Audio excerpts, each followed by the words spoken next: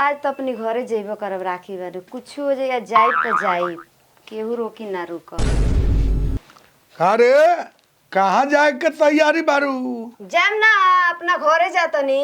घरे हाँ घरे जाइबू? हाँ जाई। हम कह देनी नु तोरा नहीं जाए के नहीं घर से अपना भाई के यही जी बोलाओ आ यही जी राखी बान। हम जाइब राखी बाने जाइब।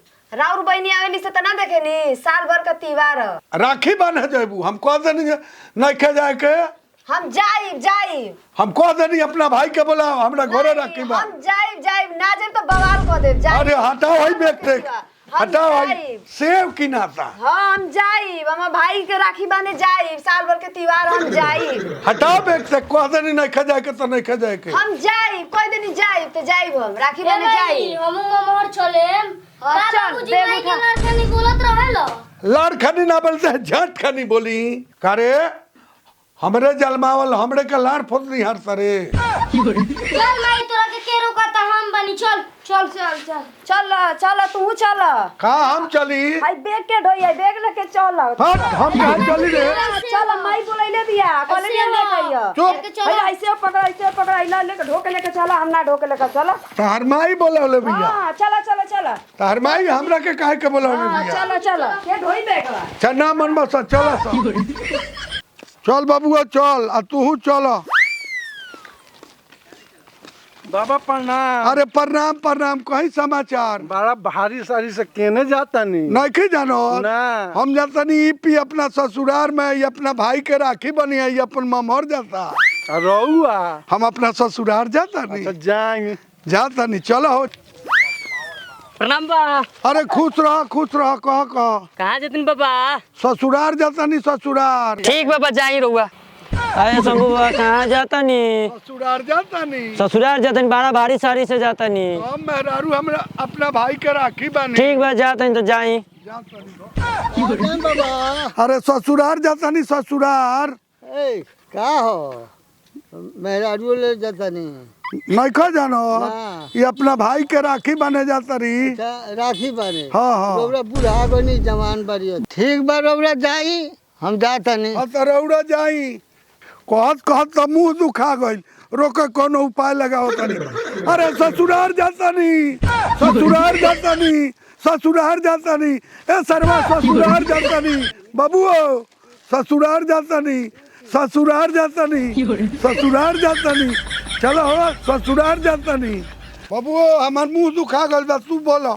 हमार बाबूजी ससुराल जाता रहन। हमार बाबूजी ससुराल जाता रहन। हमार बाबूजी ससुराल जाता रहन। हमार बाबूजी ससुराल जाता रहन। हमार बाबूजी ससुराल जाता रहन। हम ससुराल जाता नहीं। हम भतार ससुराल जाते नहीं हमारी माई से भेंट करे जाते नहीं मोइल चौराहा पर जाता नहीं मोइल चौराहा हमारी माई से भेंट करे जाता नहीं हम राखी बना जाते तारा माई से भेंट करब हमरा मोइल चौराहा। तारा भाइयों लोग से भेंट करब चल। प्रणाम पापा। खुश रह जा घरे। जा बैग ले लो जा बैठी। पान छोड़ने के गईला भाई यहाँ रोपनी सोहनी के दिन बाद जाना अकेले जे बाते हमरा चहटे के पड़ता खेत में माल डालवा इसा ससुराल रहता क्या हमारा रहता।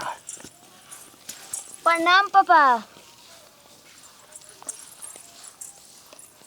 जा आ गई सर और 10 दिन हो जाता है रह जाला भीड़ भाड़ के दिन बा मेहरारू के लेके ससुराल चल गईलो आ गईलो 2 दिन खातिर रह गईलो 10 दिन और 10.5 दिन कहे ना रह गईलो सार मेहर मौका दिन के बाद तू ससुरालिए रहबो। काहे तू अपना ससुराल ना जाता रहो हमरा पर झचकता रहो ससुराल गई रहनी है ससुराल गोलो ससुराल अतना तेजी में बोलता रहो। अरे हम समझिनिया कुछ देले कियो। अरे बहुत कुछ देले भैया बहुत कुछ समझिनिया तरह के देखा दे स्पेशल मिठाई शंकरवा का दुकान से दिले भैया खा लाई खा ना सदा तो छोटको के दे दो वो चापो ले तो दे गाल सबके बात ले जाता नहीं आयो ले ले यो ले जाता नहीं। अरे क्या सुना तारू हाँ ससुराल से आइल वाली बड़ी गोड़ दुखाता तनी गोड़ दाबो सुना ना हाँ आज आज हमार मन करता तन चनकावे नहीं आज नहीं बड़ी गोड़ दुखा तला अच्छा ढेर गोड़ दाब देलू आवा सुत सुत अरे हाँ अरे ने आओ ना तन करे के मन करता ना एबरा ना मन करता हम बहुत थकल बनी एबरा थकल बारू हाँ हमार मिजाज के गम ना ना एबरा ना कहतनी एबरा ना आओ ना अरे बात मानो ना दवाई खा ले बनी हम कहतनी ना कि अब हम ना करब हमार दिमाग से इनका हम हारल थकल बनी हम ना करब अरे कतना नहीं हो रहा करो आओ ना काहे ना माने नी नहीं क्या समझ में आवत नहीं क्या मन करत हम ना करब अरे आओ ना एक बार चनका ली नहीं हटी कहाँ जाई जाई कोइले बड़े आओ ना हम थकल बनी कहतनी अब एबरा नहीं हटी हटी कहतनी नहीं क्या माने के हम कहतनी ना कि हम ना करब अबे हबे मुठ के हम चल जाब जब कहतनी हम ना करब कहत नहीं हटी हम जाते नहीं हम ना करब बैठ हटी हम जाते नहीं हम ना सुतब बैठ हम ना सुतब ना हटी हटी हम जाते नहीं हम ना सुतब हटी बुझाता जे सूत गल बिया कि ना छोड़ा बाप की सुना नु आज यदि नहीं के हो